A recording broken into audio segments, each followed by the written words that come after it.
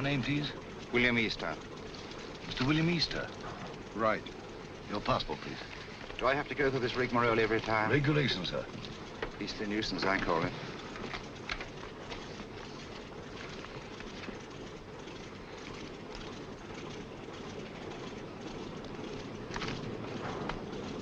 You'll receive your American visa in Lisbon.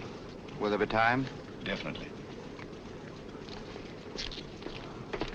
We seem to have cut our time pretty close, Sir Henry. Have you a word, Sir Henry? Do you wish to make any comments, sir? Sir Henry, what is your destination, New York or Washington? I'm sorry, I have nothing to say. Sir Henry Marchmont, official business. Oh, Sir Henry Marchmont. Sir Henry, Joe? Good luck, Sir Henry. Thanks, I may need it. Shall I take your case, sir? Definitely not. Sir Henry, don't mind. I see. You think the old boy carried the fate of the Empire in that little black case? Perhaps he does. Time's up, boys. Roll it away. Lively now. Hey, just a moment. You're shy of one passenger. Hold on. Wait a bit. Wait, I say. I've got passage. Yes, all right. Your name, sir? Grayson's the name. John Grayson, senior clerk, Paro Nash & Paro, solicitors, Chancery Lane. You've got it all there. Everything quite regular. Sorry to delay you. Missed the bus. Had to take a taxi. Fearful nuisance. Yes, sir. Hop aboard, will you? We're late now. Thanks. Thanks awfully. Sorry to delay. Thanks awfully. Right-ho, boys. Roll it away. Excuse me, sir. Awfully sorry. Quite all right. No sense of balance. None whatever. Thanks. Clumsy of me. No sense of balance. That's what it is. Effect of the inner ear, I fancy.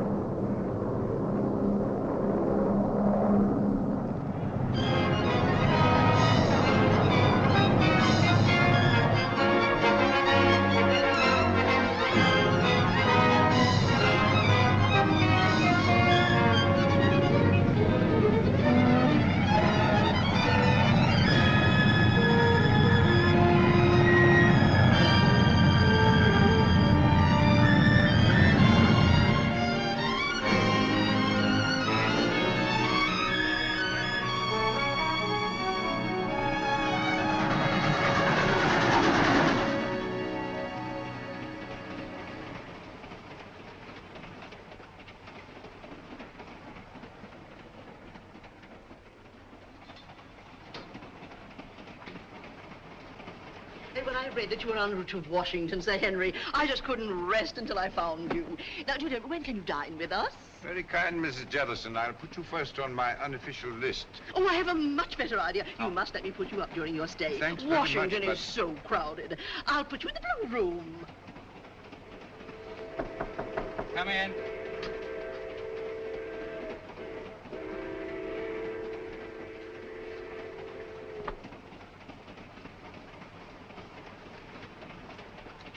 Thank you, sir.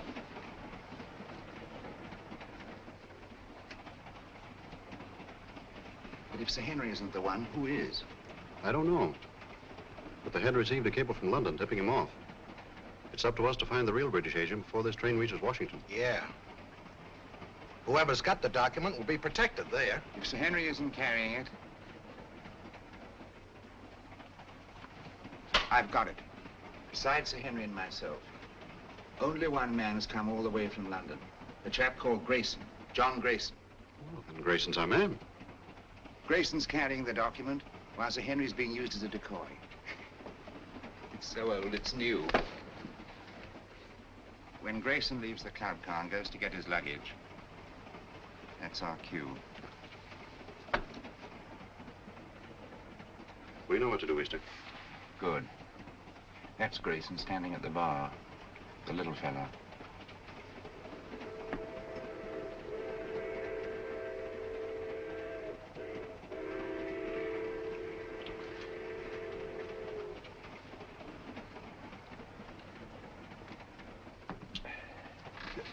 Excuse me, sir. Don't give it a thought, brother. I'm in politics. I'm used to hard knocks. I'm Henry Babcock, Senator Babcock. How do you do? John Grayson. Sit down, Grayson. Have a glass of grape juice from my home state. Used to know a man named Grayson. Mighty fine man. He was murdered. 2 grapes, George. On the fire, sir. This book has got me all confused. I do wish you'd set me straight on the international situation. Rather large order, I'm afraid. Oh, you're so right, Sir Henry. One must take the broader view, I always say.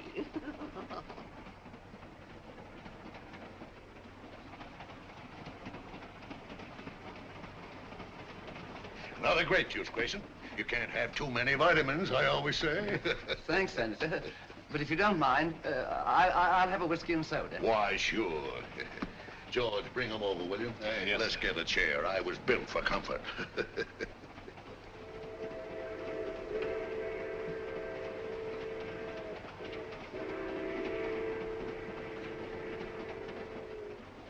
Jolly little beggars, what? Kept some myself as a lad, till Mother got a cat. Shh. Don't say Z-A-D. Oh, sorry.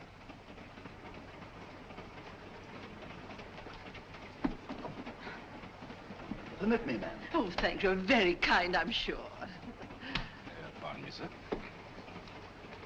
Here we are. Porter, Yes, sir? are we on time? Yes, sir. Be in Washington in 20 minutes.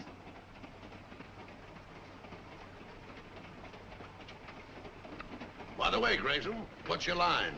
Line? Yeah, what business you in? What's your racket? Oh, I represent a London legal firm, Paolo, Nash & Paolo. Paolo.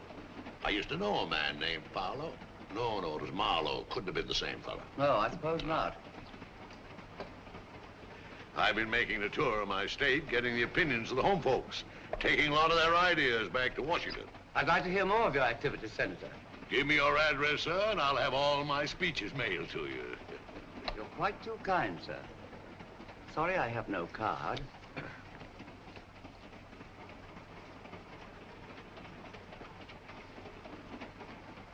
Oh, Porter. Yes, miss? Permit me.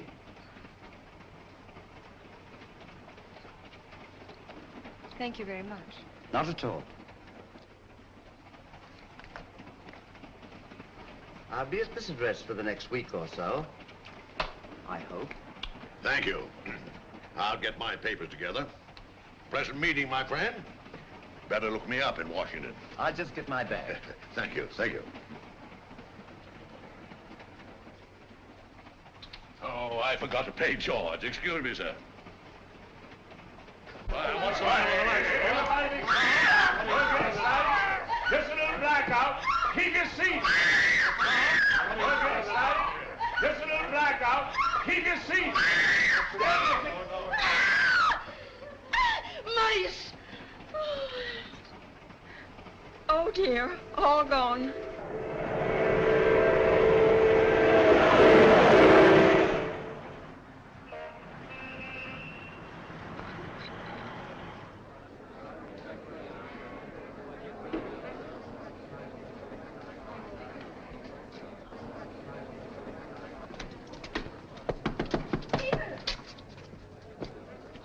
Peter. Nancy, darling.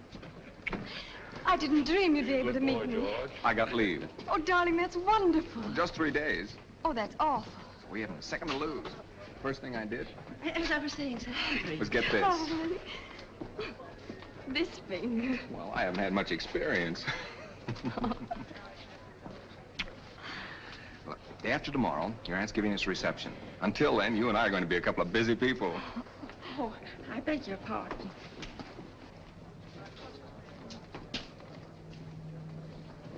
Goodbye. Who's your boyfriend? You needn't worry. He just lit a cigarette for me.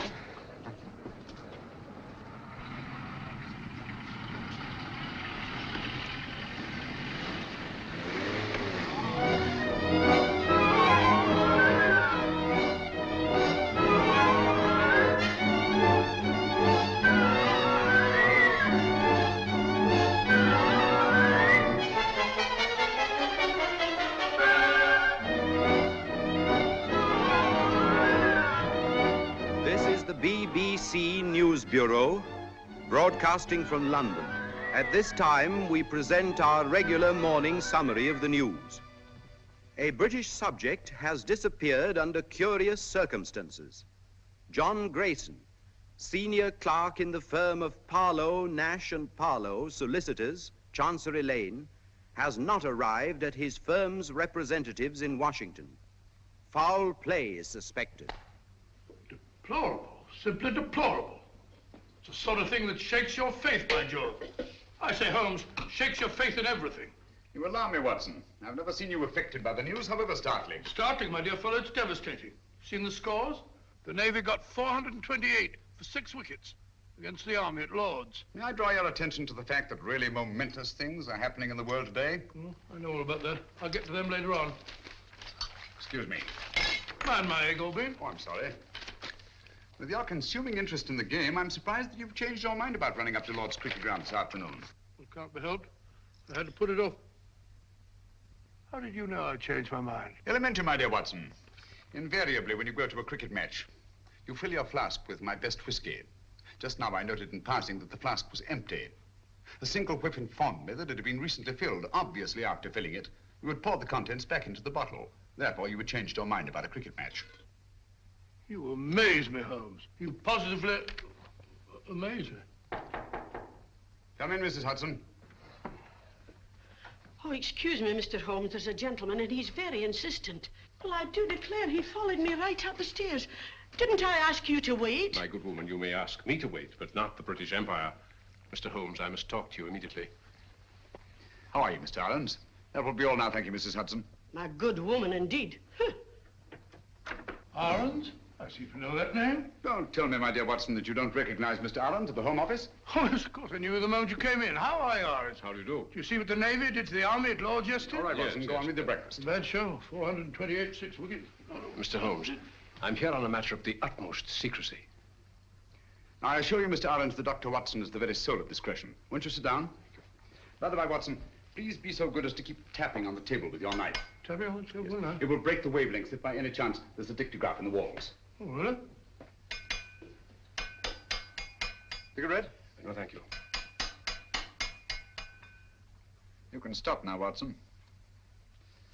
Well, Mr. Irons, I take it you've called on me in connection with the kidnapping of John Grayson in America last night. Oh, yes. Yes, exactly. Grayson was carrying a document of a very confidential nature. Indeed. Its contents are of such great international importance that I am not at liberty to reveal them. But if that document falls into the hands of the enemy, I can only say it will be absolutely disastrous for this government and our allies. For that reason, we did not wish to transport it to Washington in the usual way. So a regular King's messenger, Sir Henry Marchmont, was dispatched. Not carrying the document, of course. That's right. Sir Henry was a sort of... sort of red herring, shall we say? Precisely. Mm-hmm. The document was actually entrusted to a reliable but insignificant man in our Secret Service. On his arrival in Washington, he was to make himself known to Sir Henry and deliver the document. Now, not even Sir Henry knew that this man, Pettibone, who traveled under the name of John Grayson, was the real messenger. Pettibone? Yes. Alfred Pettibone? Yes. Good man. None better. I've worked with him often. I hope you may be able to work with him again. But he's completely disappeared. He's vanished, gone, without leaving a trace. I can see the possibility of serious ramifications in his disappearance. Exactly. So far, we've been able to keep the knowledge of our loss from both the American and British public. Holmes, you must retrieve that document before it can be used against us. Of course, the Washington police have been notified of Grayson's disappearance, but even they don't know that he was carrying the document. Now, that's about all the detail I'm at liberty to give you. Well, if they've got Grayson, that is Pettibone, they must have got the papers. Not necessarily, Watson. It doesn't follow because they've got the man, they've got the document. What form was this document in? It was typed on 2 sheets of legal paper. 2 sheets? That's too bulky to swallow. And dry, Watson. Fearfully dry. Especially legal papers. Well, whatever shape the document was in, I trust Pettibone to get rid of it before anyone could lay hands on him. The document must be found before it falls into the hands of our enemies. I'm here on behalf of His Majesty's government to urge you to find it. That means going to Washington, of course. With all possible speed. A bomber is waiting for you at Croydon. Goodbye, Dr. Watson. Goodbye, sir. Goodbye, Adams. Goodbye, Holmes. Good luck. Thanks very much. We're relying on you. Well, Watson, we're off to Washington at once. America? I say, that's exciting. I've never seen a game of baseball. Let's go and start packing at once. First, I'd like to take a look at the home of Alfred Pettibone. Come on, Watson.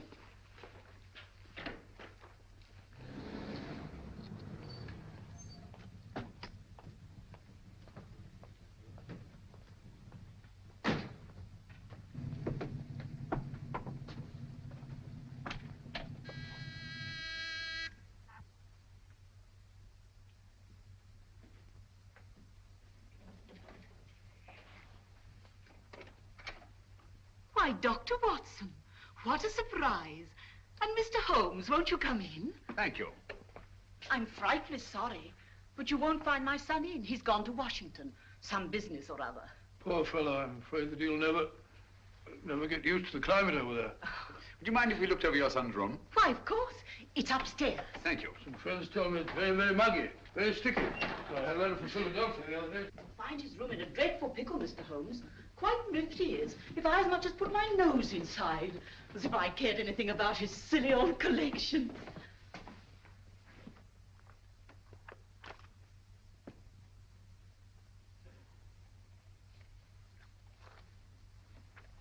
This sort of Pettibone seems a curious sort of fellow. Sort of collector of collections. Postage stamps. Military buttons. Butterfly. I don't know. Bugs, snapshots, all sorts of rubbish. Yes, I shall write a monograph someday on the noxious habit of accumulating useless trivia.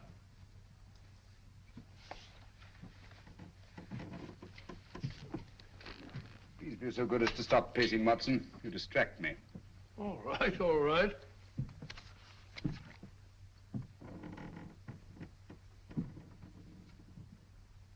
Unless I'm greatly mistaken, our friend Pettibone did not carry 2 pages of legal paper when he left this room. I wouldn't be too sure, Holmes. Ashes are deceptive, you know. On the contrary, my dear Watson, the rag used in our official documents leaves an ash that is unmistakable. Oh, do stop pacing. I'm not pacing. I've moved an inch. I'm sorry, old fellow. My error.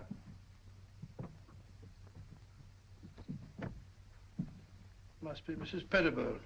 Heavy woman, light on her feet. Doesn't follow. Our friend seems to be quite a camera enthusiast. What's this? Cook F1.5. That's a very fast lens. F3.5. Summer. Copying setup. American match folders. That's right. USA. Now, why would Pettibone want American match folders in his work? And a microscope. Most interesting. Oh, what's this?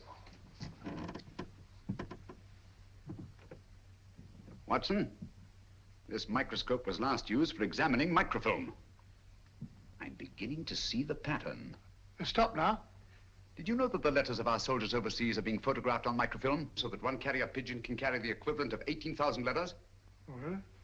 We had a carrier pigeon in the last war.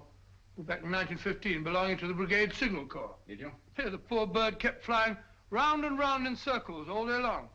Found out later on that it was cross-eyed. Tragic thing. Huh? Perfectly true. Where are you going? Huh? Oh, dark room, huh? This is what I was looking for. Huh? This projector magnifies tremendously anything placed on the slide, like this piece of microfilm. Understand? I can't say I do exactly, no. Wait a minute.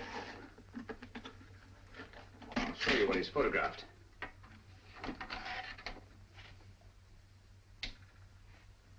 Oh, it's a match folder. What do you want to photograph that for? Probably to line up his equipment before he photographed the document. We've got it, Watson. Oh, have we? Yes. Come along. Oh, it's all as clear as mud to me. Just as I thought. This document has been reduced to microfilm to make its concealment possible. Alfred Pettibone is a most ingenious fellow. A bulky document is obviously difficult to conceal. But 2 pages of a state paper, photographed on microfilm, would be reduced to a size no larger than a halfpenny stamp. Slitting a match folder with this razor blade, Pettibone placed the now minute document inside, stuck it together again, and there he had it. An American match folder, rare in London, but completely inconspicuous in the United States. Do you mean to say we're off to America just to look for a match folder? It's a big country. A big country, Watson. And a small match folder. Come along.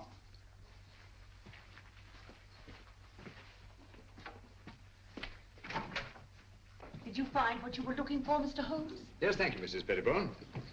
By the by, you haven't been up on the roof in the last 20 minutes, have you? Why, no. What made you think... Well, we distinctly heard footsteps. Nonsense, Watson. It was the house settling. Gracious, yes. Such popping and groaning. We're quite used to it. Thank you. Goodbye, Mr. Holmes. Goodbye, Mrs. Pettibone. Goodbye, Dr. Watson. Goodbye. So sorry you missed Alfred. I'll tell him the minute he gets back. Gets back? Oh, yes, of course. Well, goodbye again, Mrs. Pettibone. Just a minute, Watson.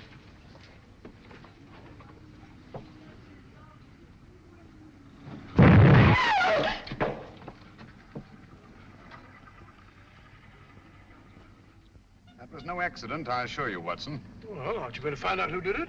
Time's too precious now. But at least I know they've learned of my entry into the case. They? Who are they?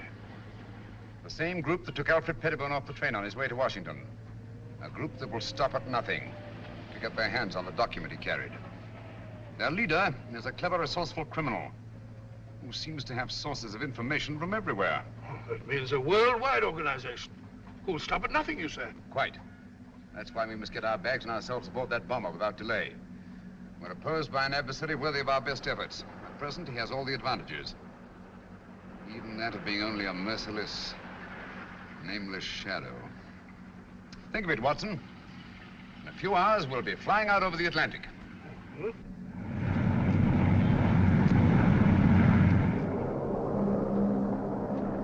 We're flying over New York, sir. New York, eh? Yes, sir.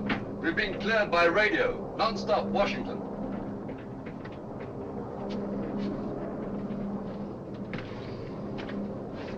What is that book that so engrosses your attention, Watson? A book on the quaint customs and manners of America. We must be halfway across, and I've only got to page 37. For your information, my dear fellow, we are now flying over New York. Flying over New York? Gracious me. What do you think?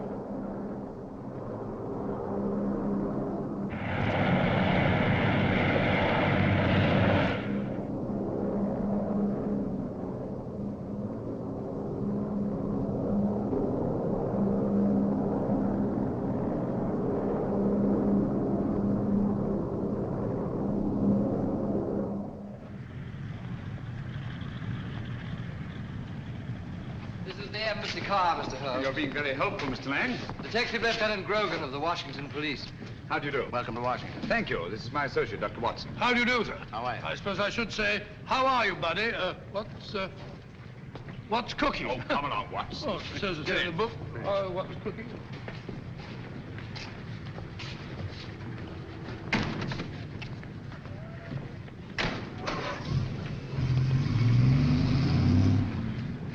Grogan had charge of investigating the Grayson case for the Washington Police. Any new developments, Grogan? None, Mr. Holmes. We're glad to let you have our complete file. And, of course, we'll cooperate in every way. Thank you. I shall appreciate your help. Especially as I'm unfamiliar with your country. Oh, yes, of course. This is your first visit. Oh, there's the Lincoln Memorial.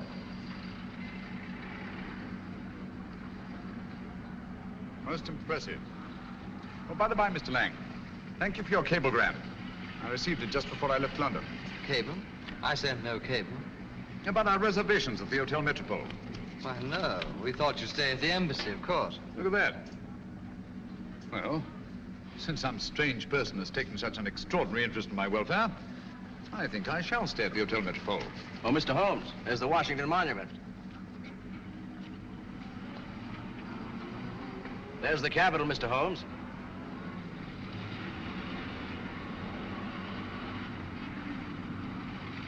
Magnificent.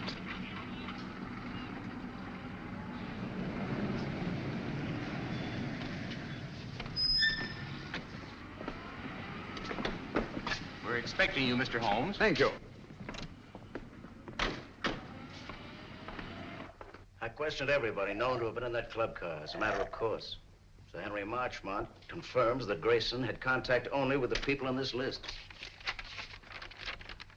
Now, he had a drink with Senator Babcock. And he chatted with a Miss Pringle about some mice she had in the cage. And he picked up a book dropped by Mrs. Jellison. Not very much to go on. How many of these people have been attacked already? I've heard about your deductions, Mr. Holmes. Well, Senator Babcock was held up on his way from the station, with nothing taken. And Mrs. Jellison's home was ransacked that night. And she found the book that she carried from the train literally torn to bits. That's right. Miss Pringle? Well, Miss Pringle says someone released the mice from the cage during the night sometime, and she found the cage torn apart. What happened to the mice, I wonder? An intriguing line of thought, Watson, but not essential to the case. Mm-hmm. Apparently, Grogan, they're still looking for the document. I'd very much like to have a look at that club car. Well, that'll be easy. I have the car held in a siding in the railroad yards. Good. But we've searched the car thoroughly, Mr. Holmes. We couldn't find a thing. Well...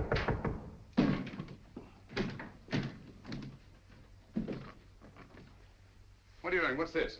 Mr. Holmes, your trunk. Trunk? I have no trunk. It says right there. To Sherlock Holmes, Hotel Metropole. How was this trunk delivered? An expressman brought it, sir. What's the name of the company? Do you remember the license number? Naturally, I didn't notice that. I just signed for it. All right, thank you. That'll do. Well, this trunk's not locked.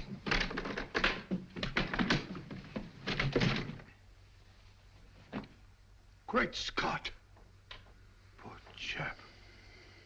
You recognize him, Mr. Holmes? Yes. Who was he? The man we're looking for, John Grayson. His real name is Alfred Pettibone. British Secret Service. Why should they send the body here? Obviously to frighten us. Or to tell us they know that Sherlock Holmes is on the case. Gentlemen, they knew we were on the case as early as their attempt on our lives in London. They're much too intelligent to believe that a corpse would frighten a trained detective. No, I rather think they intend this as a message. And they wanted to be sure that I'd be here at the Hotel Metropole to receive it. Message? What do you mean? They want us to believe that they found the document.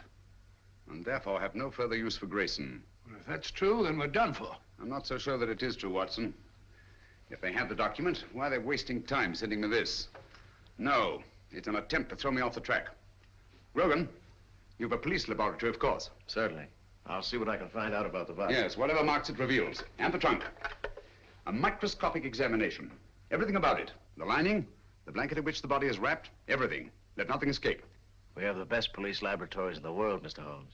I beg your pardon, Lieutenant Grogan. You see, I'm so accustomed to working quite alone at my lodgings in Baker Street that I sometimes forget the more modern scientific methods so particularly effective here in America. But if there's anything there, they'll find it, Mr. Holmes. While you're doing that, I'll take a look at the club car. Coming, Watson? Here we are, Mr. Holmes. I have the porter, as you asked, and the railroad company sent Mr. Moore to unlock for us. Delighted. How do you do? Very good. Let's go in. This way, gentlemen. Well, it looks as if the police have made a thorough search. Whoever did it, it wasn't the police. There have been visitors here since our friend Grogan. My goodness, look at our car. Talk about a blitz. I say, Holmes, if Grayson hid anything in this car, it certainly isn't here now. Not necessarily, Watson. If you'll help me put this place in some kind of order. Yes, sir, boss. This would go about here, I imagine. That's it, boss. Yes, And, yes. wait a minute. Oh, yeah, that's certainly more like it. Yes, sir. Thank you. That'll be all. Watson, will you be Mr. Grayson for the moment? Grayson? Huh, if you want me to, old man. What do you want me to do? You're having a drink at the bar. Oh, drink at the bar. Not a bad idea. Drink at the bar. Bring me a whiskey and soda, will you, Stuart? Stuart? Sorry, Dr. Watson, but the bar's closed. Well, says the bar's closed. According to Grogan's reconstruction of the scene, let me see. Yes. Grayson pauses at the bar while Senator Babcock moves across and sits down here. Do you mind being Senator Babcock for the moment, Watson? Oh, Going up in the world. Sit down, please. Now, Miss Pringle is seated there. Over there, Watson.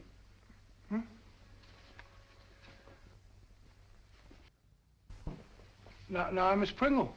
That's right, the mouse woman. Oh, the mouse woman. Watson, over here, please. No, not there. Not there. That's Senator Babcock. Oh, pardon me, Senator. Sit down, please. Now you're Mrs. Jellison. Oh, excuse me, Mr. Holmes. He ain't Mrs. Jellison. He's the young lady. What? Sir Henry Marchmont was sitting right here, and Miss Jellison was right here. She's a sort of a big, fat lady. What did Grayson do that attracted your attention so particularly to Mrs. Jellison? The little man, he retrieved her book. And the young lady sitting here, didn't she converse with the little man? No, sir. That young lady didn't have no converse with no one. When the little man lit her cigarette, she ran back and said, "Thank you very much." But you have matches here for your customers. Oh, yes, she called me, and I saw a cigarette, and I knew she wanted a match. And Grayson used one of his own matches? Dog it. Oh, yes, he took a folder from his coat pocket. Did he put the match folder back in his pocket, or did he give it to the young lady? I don't remember. I was fairly busy. Try to remember. Well, if I should try to doomsday, I couldn't rightly say just what happened to that match folder. Oh, yes. I remember just one important thing. What? When the little man lit her cigarette, he said something very peculiar. What was it? He said, "Permit me." Oh. Well, gentlemen, I'm extremely grateful to all of you. That's all we can do for the present, I think. Since the place was torn to bits after the murder of Grayson, the attacks on Senator Babcock, Mrs. Jellison, and Miss Pringle, I'm convinced that the document left the club car long before these events. But how? By whom? And who was the mysterious young lady whose cigarette Grayson lighted? Did anyone meet the young lady? He sure did. He? Who was he? Tall, handsome, in a uniform. I see. I suppose you wouldn't remember what kind of a uniform. I certainly would. Lieutenant, Navy flyer. My boy's in the Army. He's gonna be a flyer, too. Splendid. Did you happen to hear them say anything? Oh, I didn't happen. I just couldn't help hearing it. Mm-hmm. Well, what did they say? Oh, yes, he said he had 3-day leave. He had to move fast before the big part her aunt was giving him. Then, too, he put a ring on her finger, and they both looked mighty happy. Mm-hmm. Just the way you looking right now. And the way I'm looking myself. Come on, Watson. That's the girl. I told the head I could swear to it. Is the address there? All there. Right in our laps. And also right in the lap of Sherlock Holmes. That's the least of our worries. The head could handle 10 like Holmes. I hope so. But don't underrate that Englishman. I have several friends who did. They now grace some of the best prisons in England.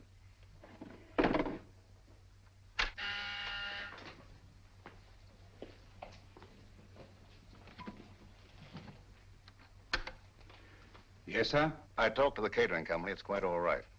They could hardly refuse me. It's the Acton Company. The Acton Catering Company. Yes, sir. I know what to do.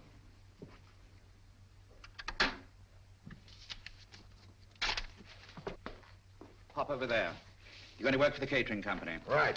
When you get in the house, find out all you can. Katie. Yes? You're to go as a guest. Will it be safe? It'll have to be. I'll try and get in the girls' room. Unless you hear from me, carry on as we planned. Flash Gordon. Seems a very capable fellow. Sports pages. These Brooklyn fellows seem to be arguing with the umpire. Story thing. What are you eating, Watson? Gum? Oh. Put it away.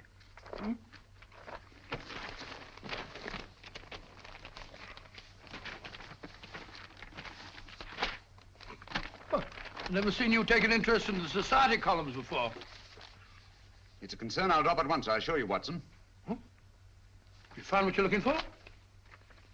Oh. How do you know this is the girl? It would be an extraordinary coincidence, wouldn't it? If more than one naval lieutenant in Washington were to become engaged in the last few days to a girl from New York whose aunt was giving them a reception. By Joe, you must be right. She's a pretty girl. Yes. He's walking around with dynamite in our handbag.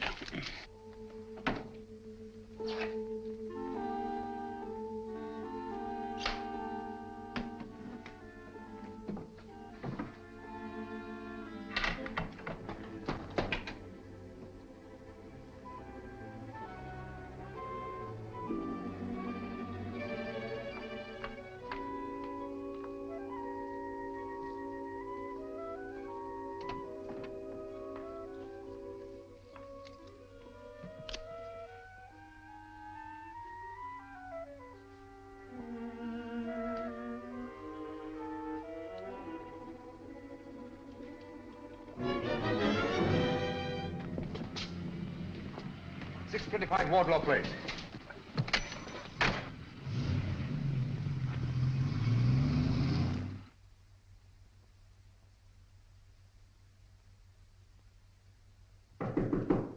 Who is it? Me, Pete. You can't come up here. I did, though. One get you two. That party's gonna be awfully dull after this. Let's not go. Let's go away and get married. You've only got one more day. That's an idea. No, we can't do that, Danny. I'll tell you. Let's sneak a look at the new apartment. It was awful sweet of Auntie to give us the whole floor of this house for our apartment. The least we can do is let her have the fun of showing it to us. Okay. Let's face the party. I'll get my bag.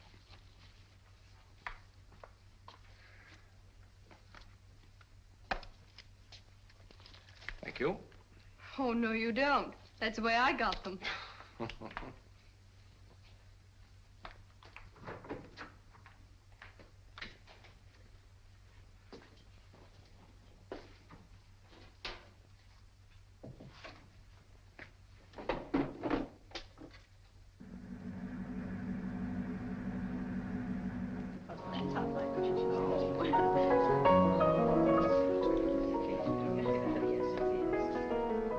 How do you do? So glad you could come. This is Mrs. Oh, dear, what is your name? Muxton. Of course, I know it as well as my own. And this is Mrs. Vale. How do you do? Isn't it?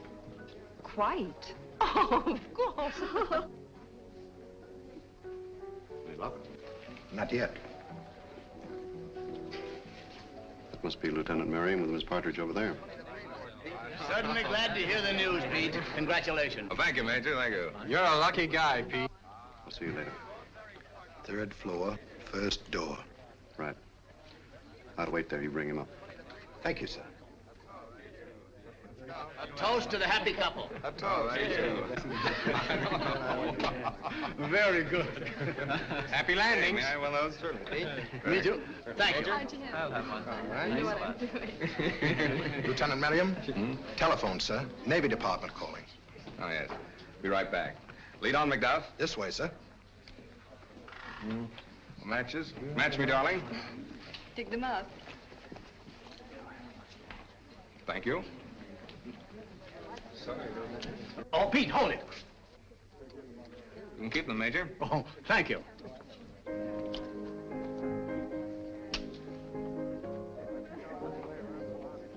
Thank you. Not for me, thank you. No, thank you. Why up here? They said it was private. There's a phone in here, sir. Hey, it's my new apartment. Miss Partridge didn't want me to see it till after it was finished. Here you are, sir. Quite a smell of paint, sir. In here, sir. Thank you.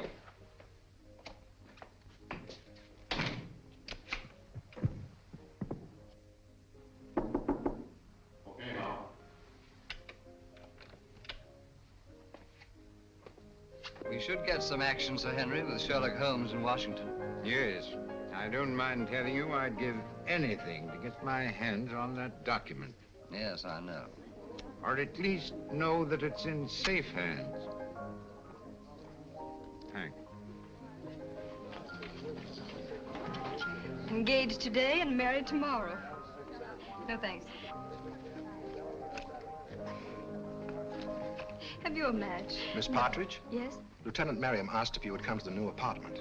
But he's not supposed to see it yet. The new apartment? He must think you're already married.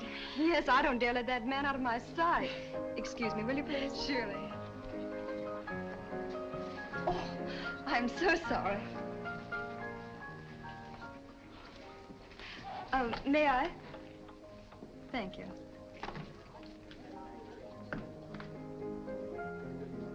This way, please. Oh, I know the way, thank you.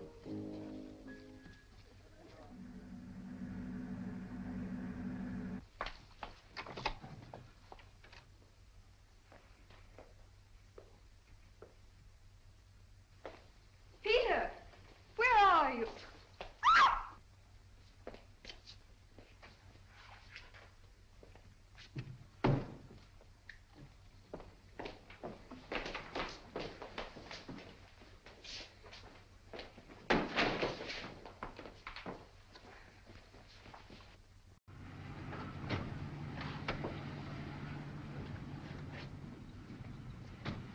Well, here we are, Grogan. Good connection. We'd better go into the party. Well, I think you better go in first, Mr. Holmes. I'm not very good at this sort of thing. I think you do all right.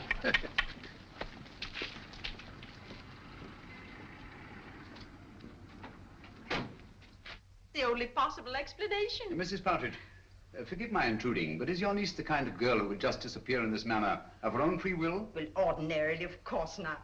But the girl's in love. In love? Well, of course, if they're in love, that's... Even so, they'd naturally tell you of their destination. Really, I've no idea. Oh, but they'll be back here again tomorrow. You see, I prepared an apartment for them. An entire floor in this house. By the by, Mrs. Partridge, I gather the rug you ordered for the apartment was not entirely satisfactory. Oh, those tiresome workmen. I told them not to come in here this afternoon, but they did. And walked out with the rug, which they no doubt informed you had been sent by mistake and would be replaced tomorrow. Yes, but however did you Quick, know that? show me the apartment. Yes, there were two rugs there. One for the living room and one for the dining room. All your workmen wear rubber-soled shoes, do they not? Oh, but yes, always. Their company requires them to. Nevertheless, there have been leather heels on this floor. And a woman's heels. Very recently, I should say. Not yours, Mrs. Partridge. But recently enough, so that no dust has had time to settle in the imprints. Stay over there, please.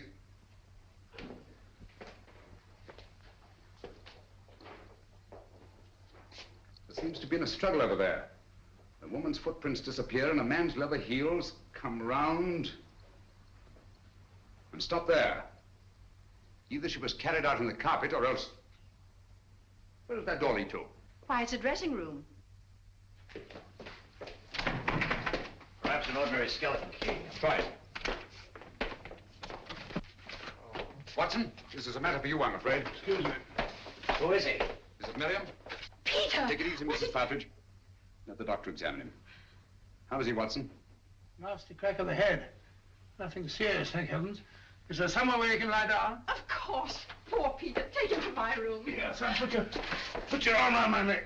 That's the old chap. Mr. Holmes, you must find Nancy. Quite. Poor Peter. Girl disappeared right from under our noses. It's unbelievable. I better try to trace that truck. That won't lead us anywhere. Our antagonist is too clever for that. But the girl must be found immediately. You're sure the police chemists found nothing definite in their examination of the trunk? Not one thing pertinent to the case. What about Grayson's body and the blanket it was wrapped in? Nothing. Every object connected with this case has some kind of story to tell. Do you think they'd mind if... The laboratory is completely at your disposal, Mr. Thank you. Dr. Watson and I will go there at once. The usual findings on the trunk, Mr. Holmes. Bought in Washington, been banged about a good deal. All labels removed. And the body? No marks of any kind. Very well. If you need me, call. Thank you.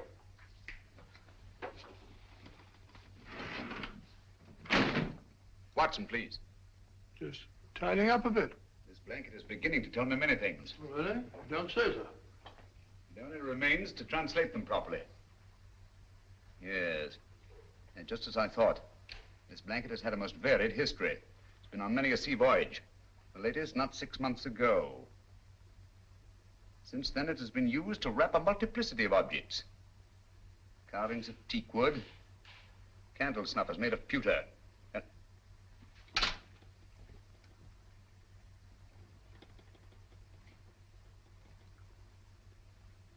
And furniture. Furniture? Yes. Teak wood leaves an unmistakable stain. Pewter rubs off easily. And there are evidences of wax drippings. But what particularly concerns us, Watson, is the furniture. Most likely a chair. Louis the 15th. In yellow and maroon satin. What do all these things suggest to you, Watson? Let me see. An aunt of mine, Matilda, lives in Brighton. Very old-fashioned. Very aged. Exactly. Antiques. We've a lot of ground to cover before nightfall. Ground? What ground? If necessary, all the antique shops in Washington. A-N-T-I. There we are, antiques. Antiques? But what connection is there, Louis XV's chair with this Partridge girl? This sliver of wood came from a Louis XV chair that had once been wrapped in that blanket. From other evidences the blanket supplies, I deduced that it's been used in an antique shop. And whoever controls those antiques murdered Grayson and kidnapped the girl. What? That's it, Watson. Come along. Before the girl's kidnapper becomes her murderer.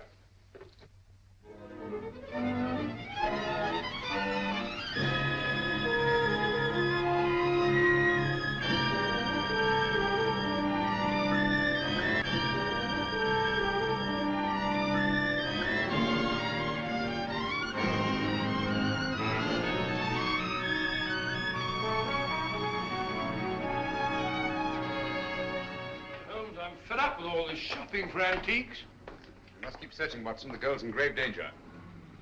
Hello. Hello? Oh, sorry. What is it, Holmes? This isn't the place it seems to be. Look, Watson. Those cabinets. Obviously imitation, and yet they're priced as if they were authentic. Buyer beware and all that, eh, Holmes? Watson, I feel certain this is it. This is my purse. May I? Thank you. What kind of a joke is this? Oh, don't bother to answer. You can tell the police all about it. And you shall, I promise you. But there are no police here. Haven't you noticed? We are quite alone. I sent for you to ask you a few questions. You always send a rug for your guests. It was a very nice rug, Miss Partridge. It's not my idea of a method of transportation. No, I'm sorry about that, but I'm afraid it was unavoidable. But why? You've no right to bring me here like this. I've always found it wise to take what rights I can get. Miss Partridge, you have a document which I must have. Document? I have no document. It won't do you any good to deny it. But I do deny it. I don't know what you're talking about. You remain a prisoner until you produce it. How can I produce it when I haven't got it? But you have. It was observed that on the train you had contact with a little British agent named Grayson. He gave you something. Where is it? But I hardly even noticed the man. I wouldn't even have remembered him if I hadn't seen his picture in the paper. He disappeared or something. He's dead, Miss Partridge. Oh. Now will you tell me what I want to know? But I can't. You won't? I can't, I tell you. Let me out of here. He gave me nothing. That's strange, because I know he spoke to you. There's something very curious about that door up there. To open it, you'd have to know the combination. But I tell you, I spoke to no one on that train. Now, didn't the little man try to be attentive to you? Oh, he may have offered the usual courtesies. I don't even remember. I see. I'm sorry. Aren't you spoke one of these? Thank you. And you're quite sure he said nothing at all to you? Of course I'm sure. Permit me.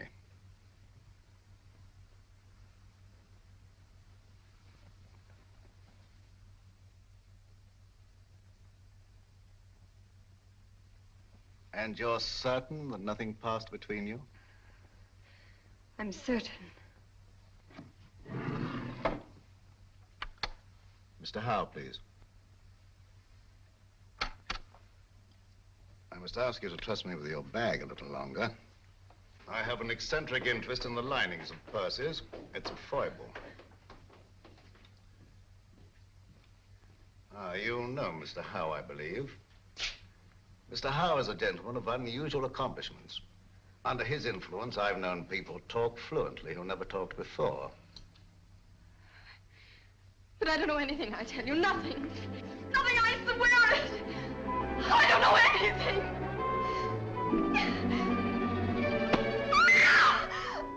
You stay out here. I'll go inside. I'll assume the character of an eccentric art collector. As soon as I'm convinced that this is the place we're looking for, I'll signal to you. And you get Grogan and bring him here on the run. But don't lose any time. An extra second may cost a life.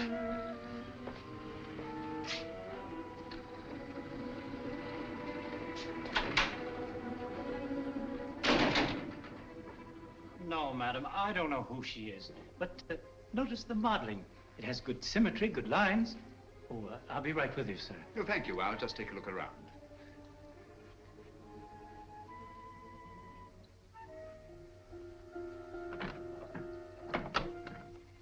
What an extraordinary cabinet. Spanish. Moorish influence.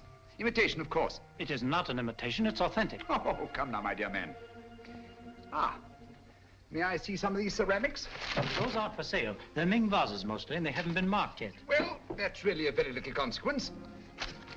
You see, if they're genuine, I can tell to within a shilling what the international price might be. If you please, sir, there are other customers. Oh, yes, of course. Well, I'll just look around. Ah, what a very interesting collection of pewter.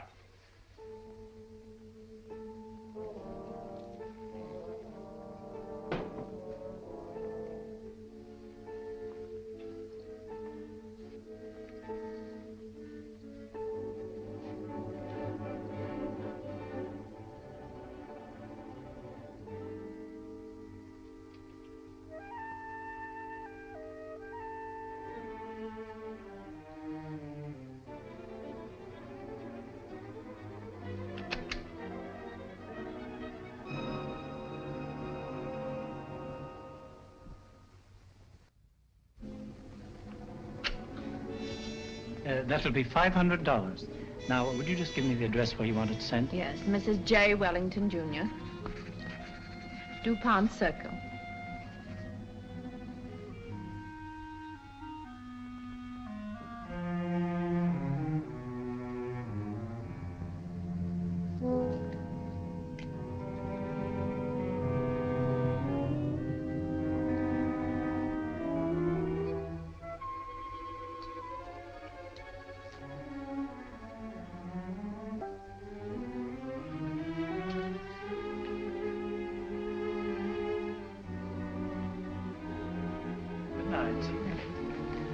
Good night.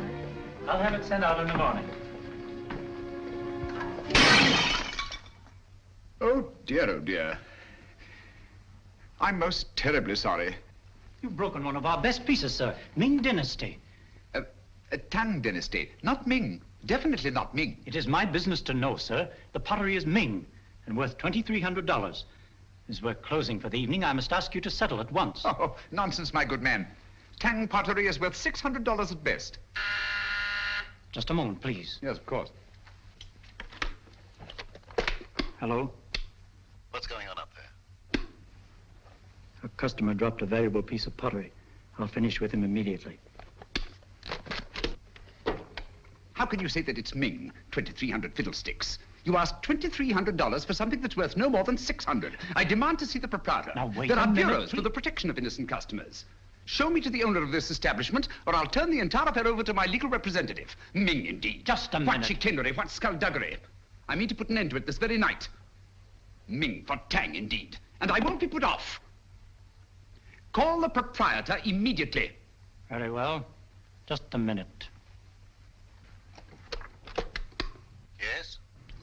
This man's mad. An eccentric collector. I can't get rid of him. Insists on seeing you in person. All right, stall him for half a minute, then send him into my office. I'll get rid of him, and quickly. Oh, how? No screams till the customer's gone.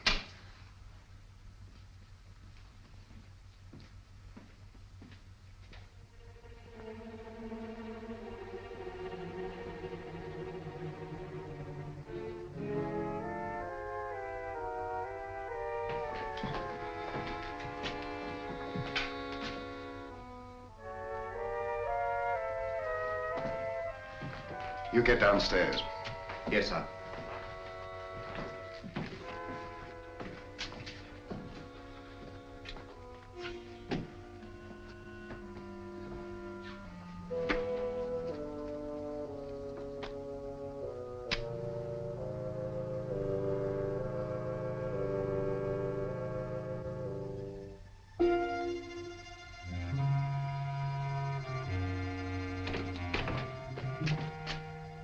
I'm most frightfully sorry.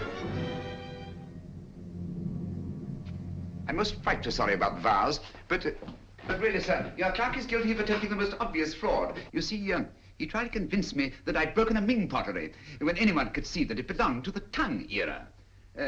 Its value is no more than $600.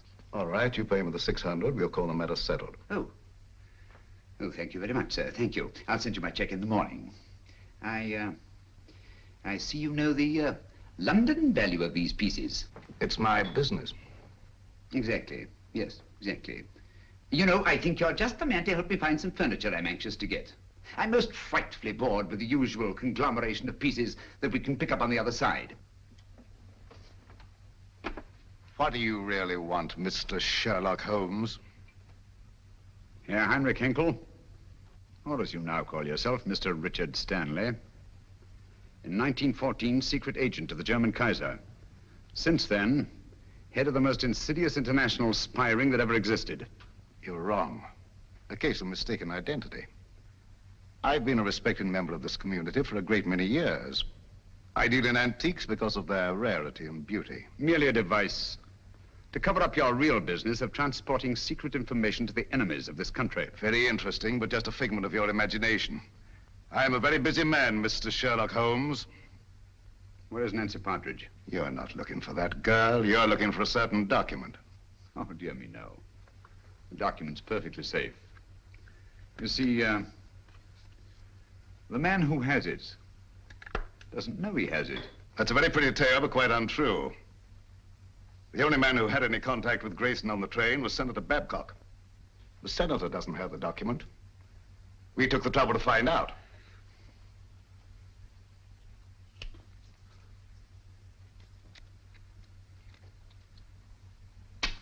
Permit me.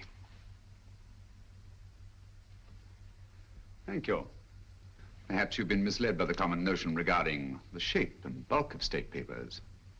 They might easily have been reduced to a convenient size, you know. Say, a document no larger than a postage stamp. Postage stamp, huh? That's a very interesting theory, but not supported by the facts. And quite beside the point. Where's the girl? She's not here, of course, but you're quite at liberty to look round if you care to. Thank you. I shall do so.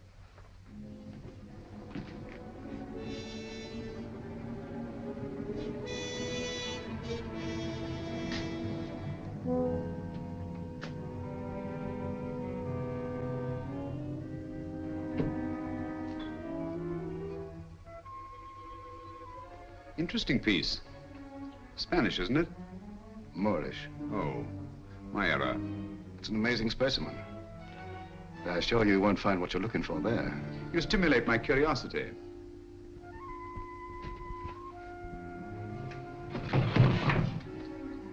This might be interesting.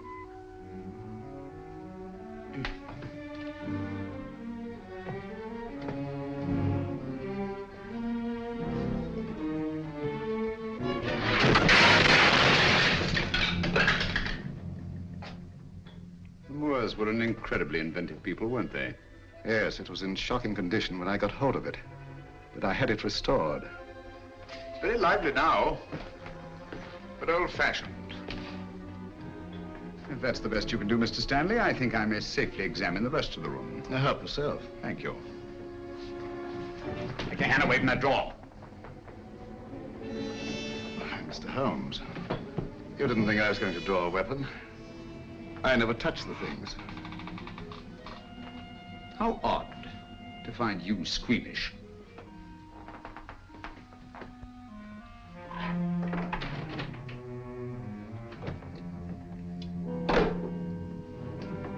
That connects only with the shop.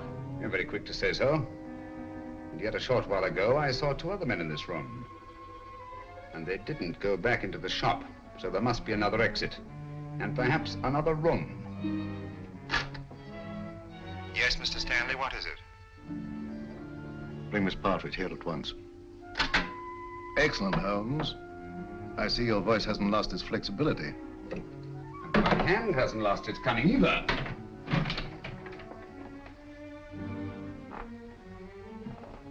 When they come here, tell them to leave the girl with you and to clear out. You think I'll do that? Yes, you will. You're playing with lives now, Stanley. Not just the girls. Thousands, millions perhaps. And we don't intend to let one man have that much power. Not now, nor at any time in the future. I'd prefer you alive to face the retribution that's coming to you. But if I have to do it...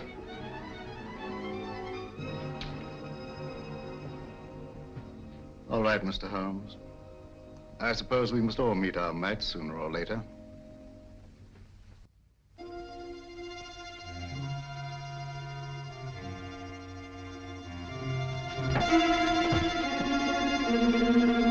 That's enough, boys.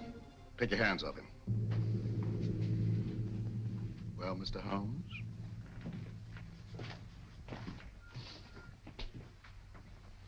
Tell the clerk to go home and see the front door's locked. Well, Mr. Stanley? It's the last trick that counts, eh, Holmes?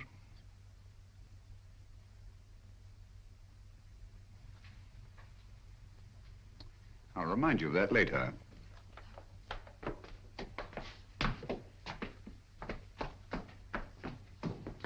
Miss Partridge, allow me to present Mr. Sherlock Holmes, the world-famous detective. He's come to rescue you. I don't believe you. Oddly enough, he's telling the truth. My name is Sherlock Holmes, and I did come here to help you. But I seem rather to have missed it. I'm sorry. I'm afraid you've had a bad time. Oh, that doesn't matter. It's Peter. They say they'll do something to him if I don't tell them. They say they've got him. Cheer up. He's quite safe. A tough customer like Peter isn't disabled very long by a clout on the head. He's all right. All okay, Mr. Stanley. Look here, Stanley. This girl knows nothing. I promise she won't even identify you. Well, unfortunately, she knows enough to hang us. So do you. I'm surprised at you walking into a trap like this, but you see the position I'm in and what has to be done. Katie, how?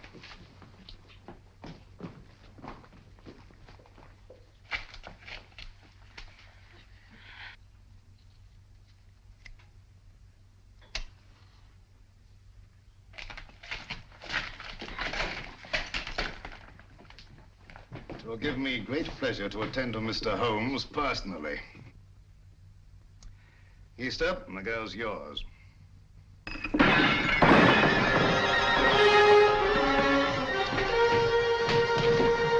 It's the police! Open up, that's the police.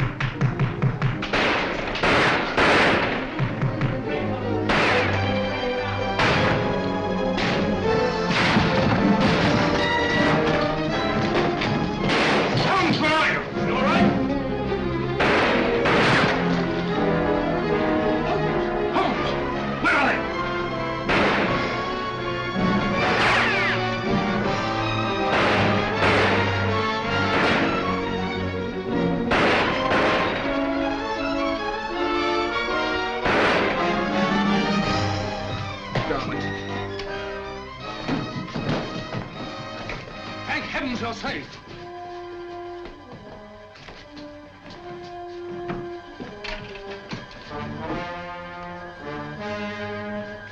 Quick! Stanley's escaped. All right, boys, bring them along. Come on, Lieutenant. Let's go, sir. Senate office building, double quick.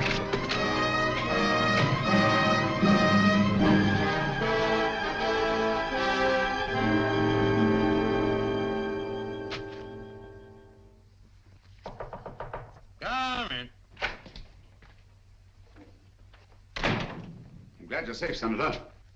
Safe? No man is safe. Look at the way my constituents snipe at me.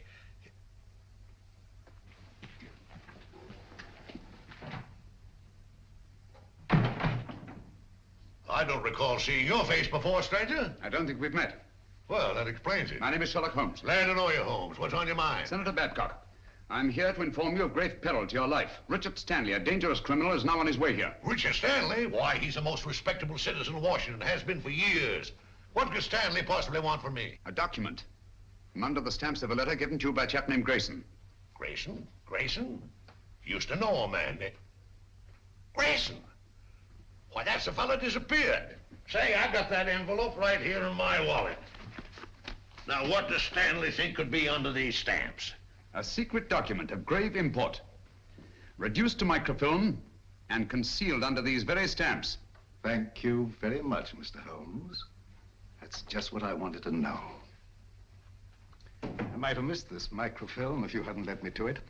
I seem to have underestimated your capabilities, Mr. Stanley. Yes, Mr. Holmes. Your famous powers of deduction and observation made it very well in Limehouse or Soho. But here in America, I believe you're out of your depth. If so, the verdict of history will be severe indeed. You're nervous, Sherlock Holmes? I must confess to a marked irritation. Do you, mind if I smoke?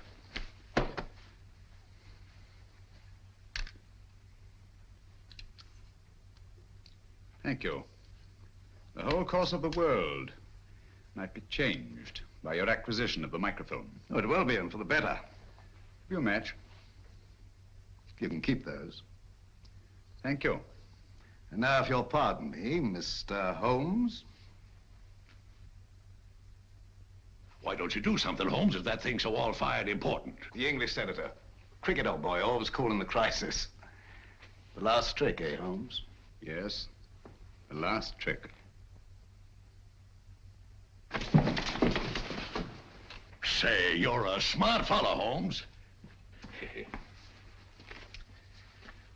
Here's the microfilm, Holmes. Thank you, Senator.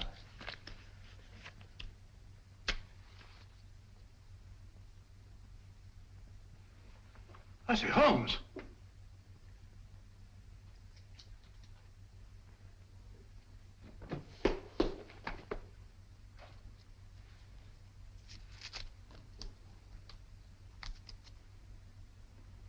This is the microfilm with the document on it. It'll be in the proper hands within the hour. As I told you, Mr. Stanley, the man who had it didn't know he had it. Come on, let's go. Well, it'll be nice to get home to Baker Street, eh, Holmes? Yes. But this is a great country, Watson. It certainly is, my dear fellow. Look, up there ahead. The Capitol. The very heart of this democracy. Democracy? The only hope for the future, eh, Holmes? It's not given to us to peer into the mysteries of the future. But in the days to come, the British and American people will, for their own safety and for the good of all, walk together in majesty, in justice, and in peace. That's magnificent. I quite agree with you. Not with me, with Mr. Winston Churchill. I was quoting from the speech he made not so long ago, in that very building.